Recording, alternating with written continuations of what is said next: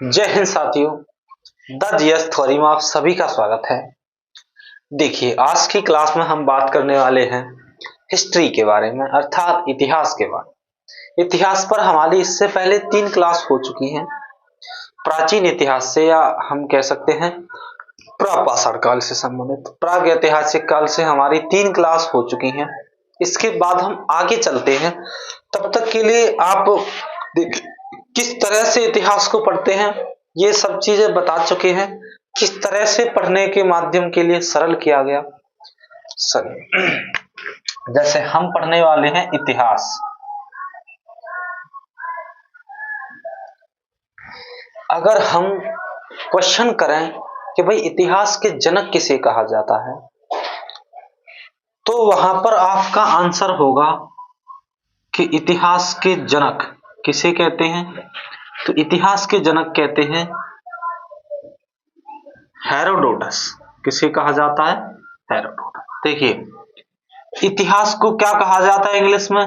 भैया हिस्ट्री कहा जाता है। हिस्ट्री मतलब हेरोडोटस।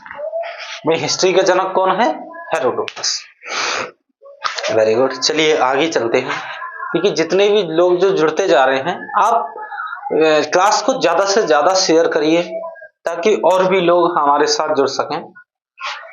एक पढ़ने में भी इंटरेस्ट आए और पढ़ाने में भी मजा आए। भाई शिक्षा क्या है? हमें वो कार्य करने में अच्छा लगता है जिसमें मजा आता है। क्यों ना हम इसी में मजा लेने लग जाएं, आराम से मजा आने लग जाएगा। चलिए देखते हैं फिर आगे। देखिए, इतिहास को पढ़ने के लिए हमने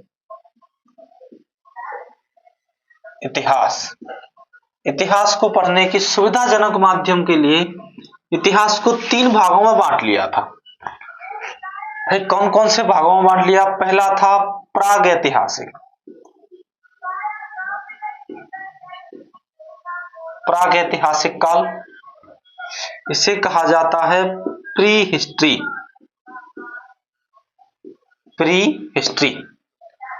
तथा सेकंड नंबर पर बांटा था आद्य ऐतिहासिक।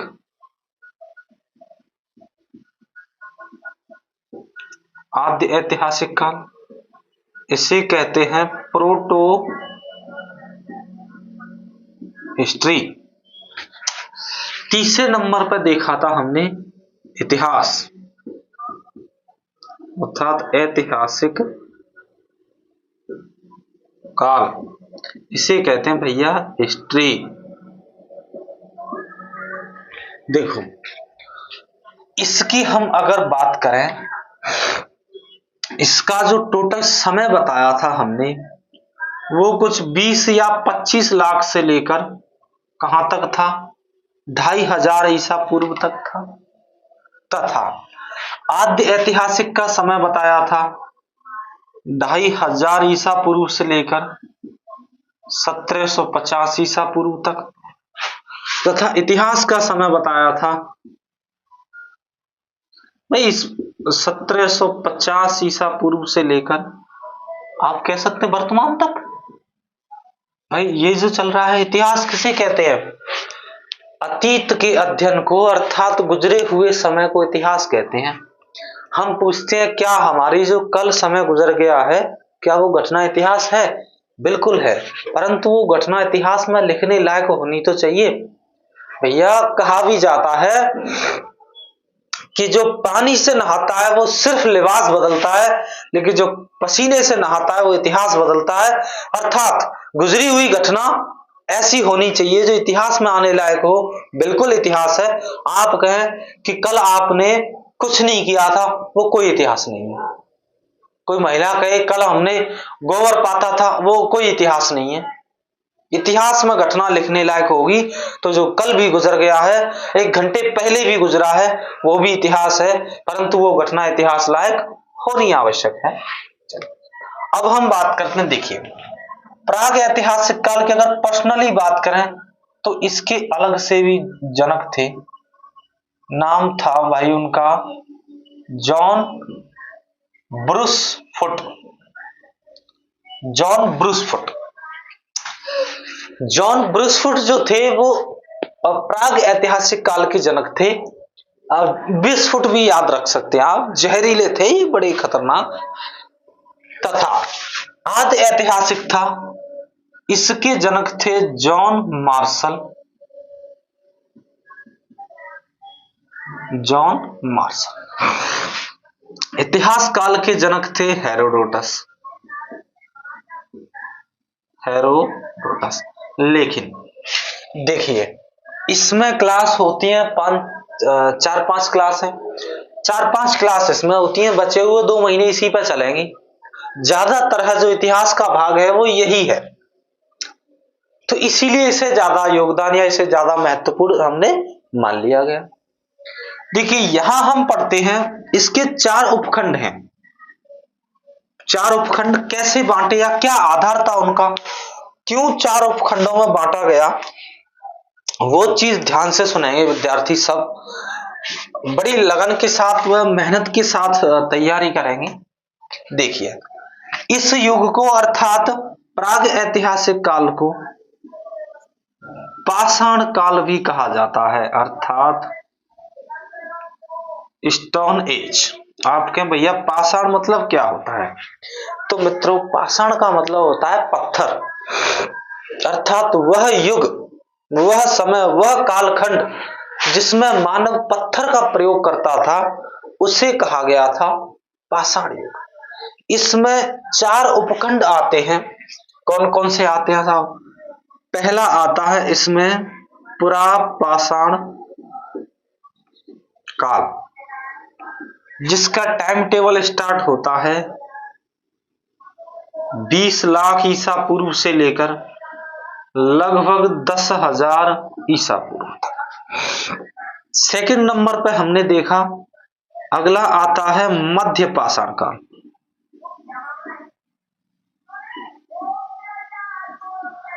इसका टाइम टेबल देखा हमने 10,000 ईसा पूर्व से लेकर 6,000 ईसा पूर्व तक। तीसरा अगला नंबर देखा हमने जिसे कहते हैं नव पाषाण काल,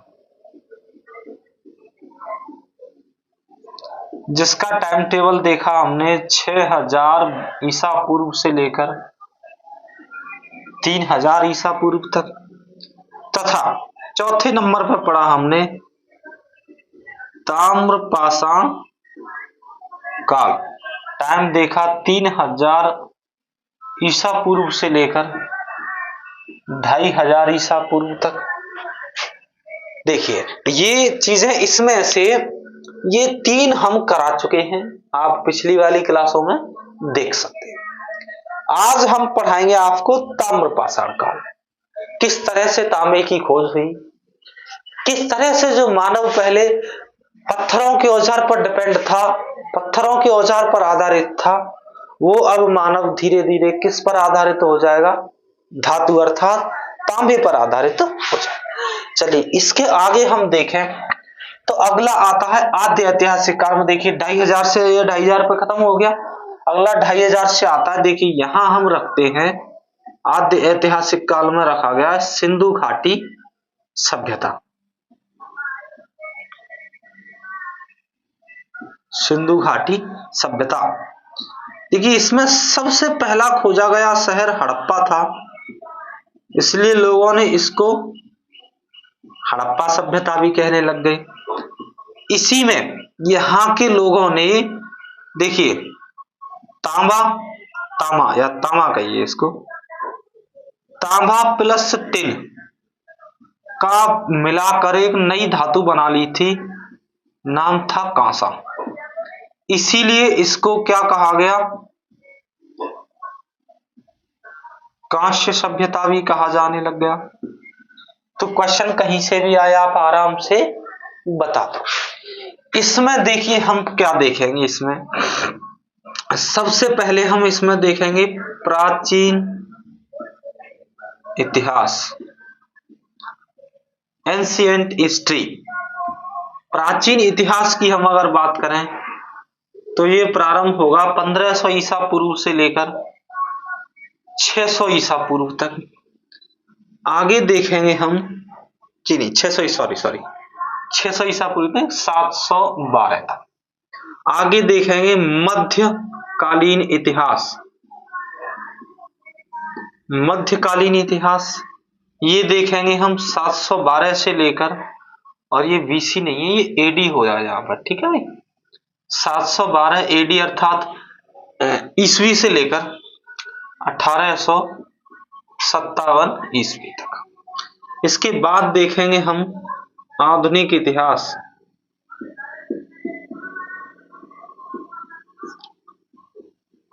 आधुनिक इतिहास जो हम कहाँ देखेंगे भाई, 1857 एडी से लेकर आपका वर्तमान अर्थात प्रेजेंट तक। कहाँ तक? प्रेजेंट यानी कि वर्तमान तक। इस तरह से हम पूरी हिस्ट्री कवर करेंगे। क्रमबद्ध क्लास चलेंगी, पर डे आपको हिस्ट्री की क्लास मिल जाएगी, अर्थात चैनल पर उपलब्ध हो जाएगी, जिसके हम देखिए यहाँ पर हम सिर्फ पढ़ा समझा सकते हैं। एक्चुअल में सच ये है कि हमें इतनी ज्यादा टेक्नोलॉजी की जानकारी है नहीं, इसीलिए हमने एक चैनल बना रखा है टेलीग्राम पर भी, कोचिंग के नाम का ही चैनल है, द जीएस थ्योरी। तो आप ये टेलीग्राम पर जाकर ज्वाइन कर लेंगे। वहां आपको हम जितना यहाँ पर पढ़ाया जाएगा उतने के नोट्स वहां पर आपको समय समय पर मिलते रहेंगे। हैंड रिटन नोट्स हैं, मेरे खुद के बनाए हुए नोट्स हैं, जो आपको आशा करते हैं बेहद ही पसंद आएंगे।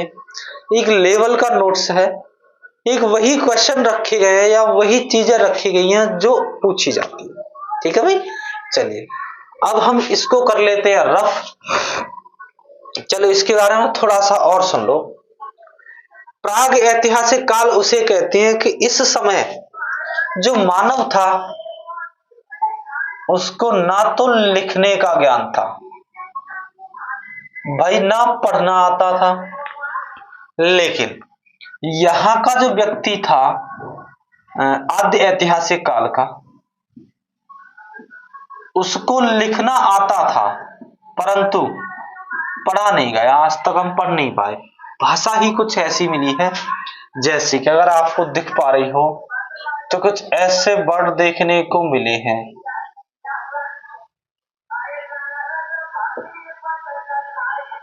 अब भाई ये भाषा अब देखा जाए कौन पढ़ सकता है, ऐसे क्या लिखा हुआ है ये खुद नहीं पता चल रहा। ये तो क्या कहते हैं, चीन की जो मंडारिन है उससे भी अलग है। पढ़ा नहीं जा चुका, आज तक नहीं पढ़ी गई है। इस काल में यानी ऐतिहासिक काल में मानव ने लिखना भी जानता था और उसकी भाषा हमने पढ़ भी ली है। देखिए इसमें कहीं कहीं बुकों में आपको आदि ऐतिहासिक काल में 1500 बीसी से लेकर 600 बीसी तक का जो समय है, जिसे हम वैदिक समाज कहते हैं, वो यहां पर लिख दिया है किसी किसी बुक में आदि ऐतिहासिक काल में। अब आप ये बताइए भाई, आप ही कहते हैं, आप खुद पूछ सकते हैं कि सर आपने तो कहा था कि इसमें जो लिख कर गए हैं लोग वो पढ़ा नहीं जा सका। भाई सिंधु घाटी सभ्यता की लिपि पढ़ी नहीं जा चुकी। कि अगर हम इसमें वैदिक काल को भी रख दें तो वैदिक काल में तो वेदों की रचना हुई थी, पुराण महापुराण ग्रंथ की रचना हुई थी, क्या उनको भी नहीं पढ़ा जा चुका? भाई उनको तो हमने पढ़ लिया है, तो फिर उनको यहां कैसे रख सकते हैं? इसीलिए वो कहां रखे गए हैं? ऐतिहासिक काल। ठीक है भाई, चलिए ये चीजें हम पहले से यहां तक हम कंप्लीट कर चुके हैं, तीसरे उपखंड तक। आज हम प्राग ऐतिहासिक काल का अंतिम उपखंड ताम्रपाषाण काल देखेंगे। चलिए इसे रफ कर देते हैं। किसी को कोई भी समस्या हो तो वो हमें कमेंट के माध्यम से बता सकता है।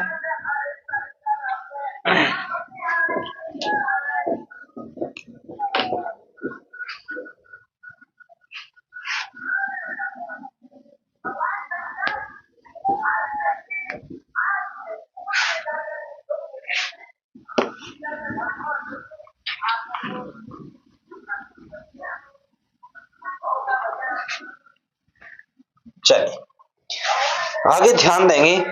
अगला हम किस पे चलने वाले हैं? तो भाई अगला हम चलेंगे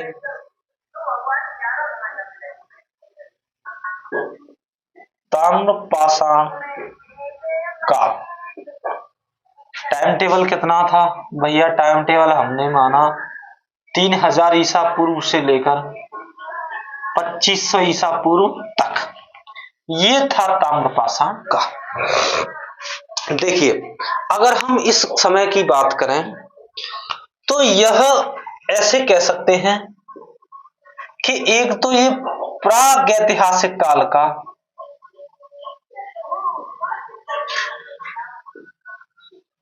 प्राग ऐतिहासिक काल का कौन सा समय था भाई? अंतिम समय चल रहा है, ये अंतिम समय था।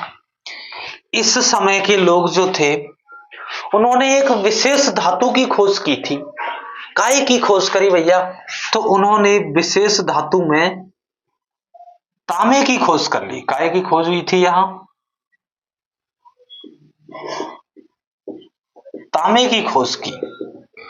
तांबे की खोज होने के कारण यहां कई चीजें प्रारंभ हुई, जैसे भाई औद्योगिकरण प्रारंभ हो गया। जैसे जो पहले व्यक्ति पाषाण अर्थात पत्थर पर आधारित था, अब उसके जो औजार थे भाई किस में बदलने लग गए? तो अब उसके औजार तांबे में बदलने लग गए। लेकिन इतना ज्यादा इसलिए नहीं हो पाया क्योंकि तांबा जो धातु है भाई इतनी आसानी से प्राप्त नहीं हो पाती है। लेकिन हम इतना कह सकते हैं कि यहां पर जैसे ही देखा जाए तो ये प्राग ऐतिहासिक काल का अंतिम समय था, अंतिम पड़ाव चल रहा था ये। यहां एक धातु की खोज कर ली मानव ने, तांबे की।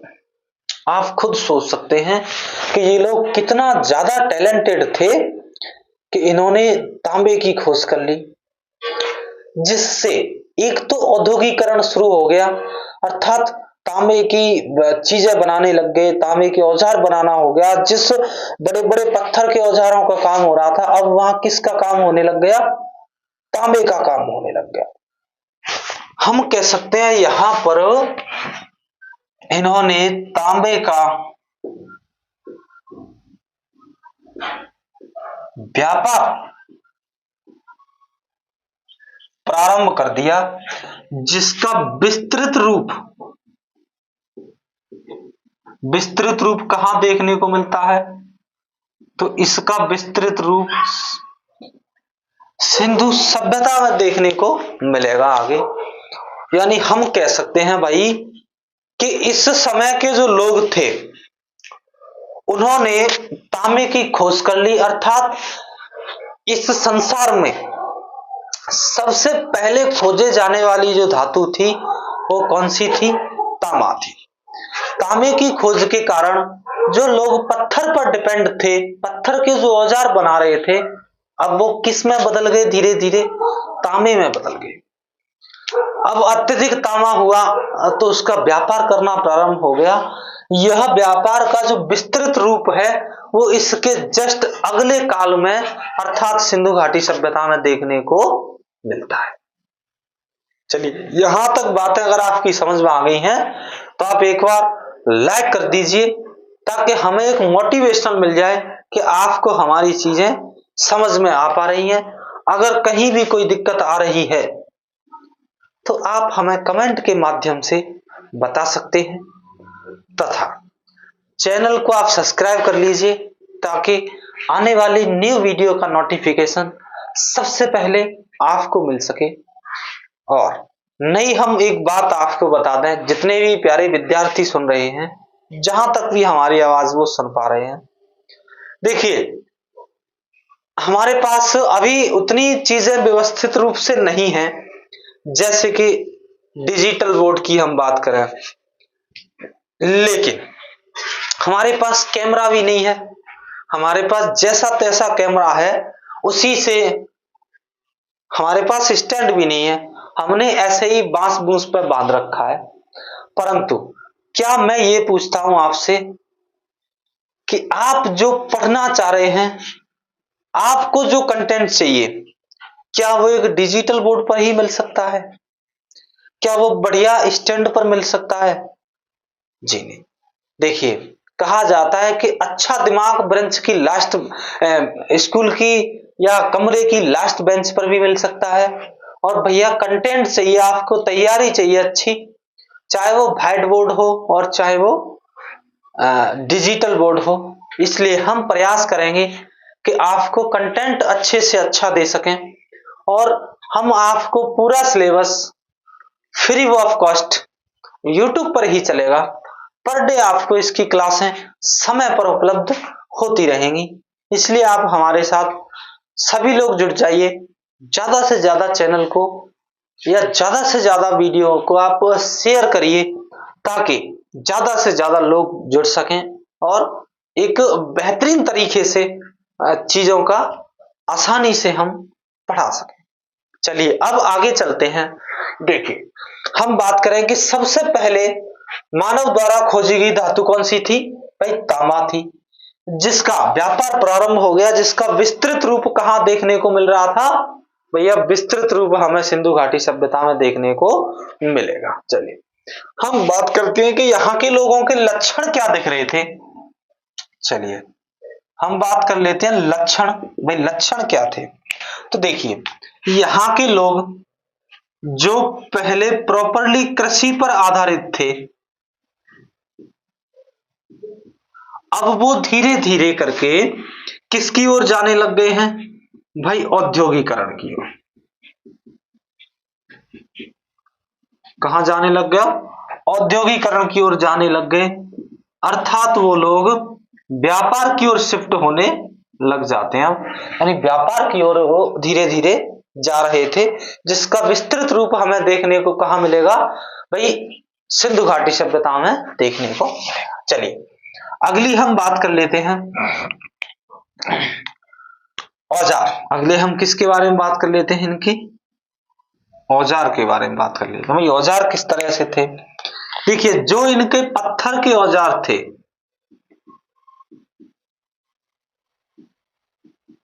अब वो धीरे धीरे किस में बदल रहे थे? तांबे के औजारों में। किस में बदल रहे थे? तांबे के औजारों में। अच्छा तुम्हें नहीं लगता जब औजार पत्थर की जगह तांबे के बढ़िया बढ़िया औजार आ जाएंगे तो तुम्हें नहीं लग रहा लोगों के अंदर अहंकार आ जाएगा? इन लोगों के अंदर आ गया अब अहंकार, क्योंकि इनके पास आ गए बढ़िया बढ़िया हथियार। अब यहां से धीरे धीरे इनमें आपस में लड़ाई झगड़े भी प्रारंभ हो जाएंगे, जो यहां से आगे आपको देखने के लिए भी मिलेंगे। चलिए अब हम बात कर लेते हैं इनके स्थलों के बारे में। भाई कहां कहां से हमें चीजें देखने को मिली थी इस समय की? तो देखिए इनका सबसे पहला स्थल, वह महत्वपूर्ण स्थल है अहाड़। अहाड़ वह बनास,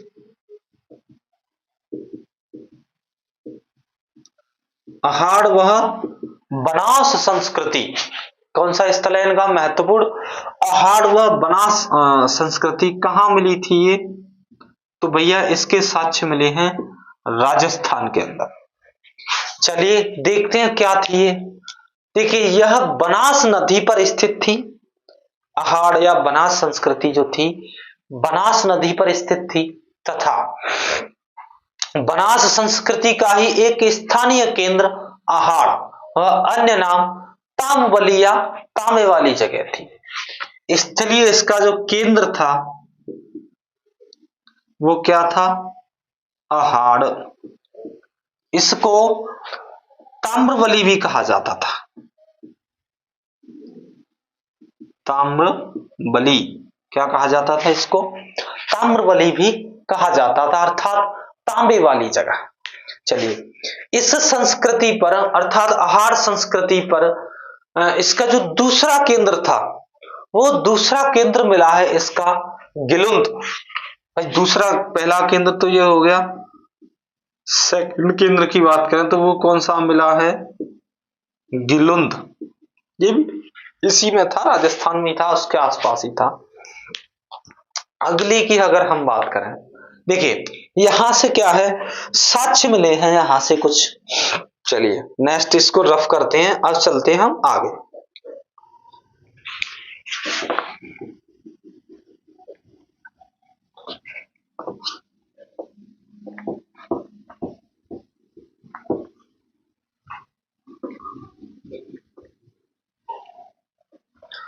वेरी गुड, बहुत अच्छे। देखिए आगे हम चलते हैं, अगली संस्कृति जो थी काफत संस्कृति नेवासा। कावत संस्कृति नेवासा।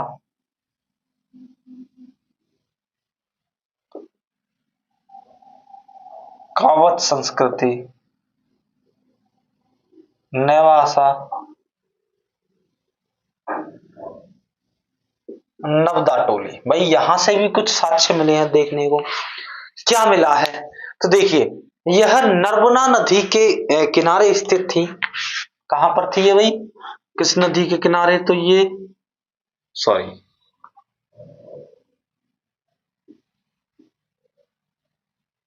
नर्मदा नदी के किनारे मिली है। कहां पर, मध्य प्रदेश में। भाई यहां से भी इस समय के कुछ साक्ष्य मिले हैं। देखिए कहा जाता है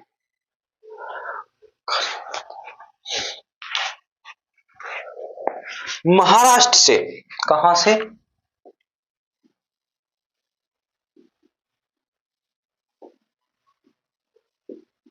महाराष्ट्र से स्टेलाइट और कार्नेलियन, स्टेलाइट और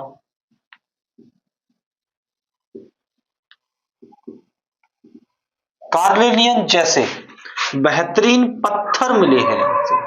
क्या मिला है, बेहतरीन पत्थर प्राप्त हुए हैं। देखिए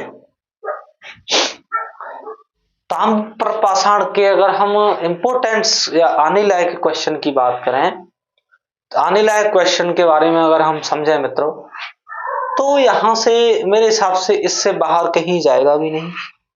अगर इससे बाहर भी चीजें ऐसा लग रहा है तो आप हमें कमेंट के माध्यम से सुझाव जरूर दीजिएगा, क्योंकि हम भी आप ही के जैसे पढ़े हुए स्टूडेंट हैं, अभी तक स्टूडेंट ही रहे हैं।